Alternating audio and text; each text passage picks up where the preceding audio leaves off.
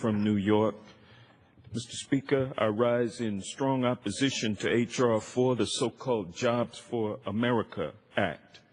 Brings to mind occasions where, as a youth, my sister and I would go to my uncle's house in Cleveland, and my uncle's wife would prepare a lot of food, and we would sit down and eat, and the food would taste terrible.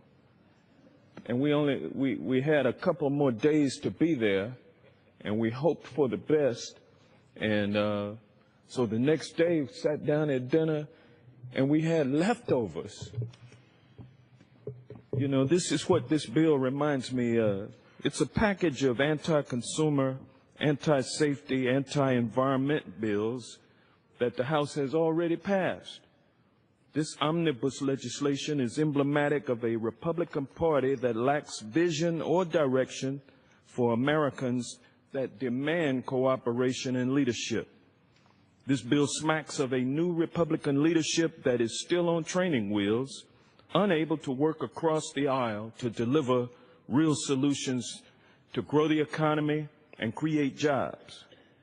But what's new from a Republican Party that dozens and dozens of times to defund and defeat the Affordable Care Act, the same law that is helping American families by keeping millions of young people, be they recent college graduates looking for their first job or students still in school, on their parents' insurance and out of a cycle of unpayable medical debt. Well, Mr. Speaker, it's time for the training wheels to come off so that this chamber can once again do the work of the American people. There is clear, unmistakable thirst in our country for cooperation, bipartisan solutions, and getting things done.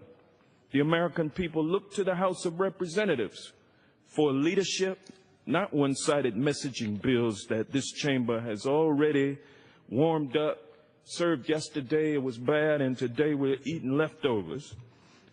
This chamber has already considered and passed these bills, and they have no chance, no hope of becoming law. The so-called Jobs for America Act includes a number of dangerous bills straight from the wish list of industrial polluters and unsafe manufacturers.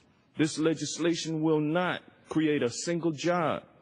It exists only to minimize corporate accountability while maximizing the likelihood of dangerous, unsafe conditions in our homes, vehicles, workplaces, and throughout the environment.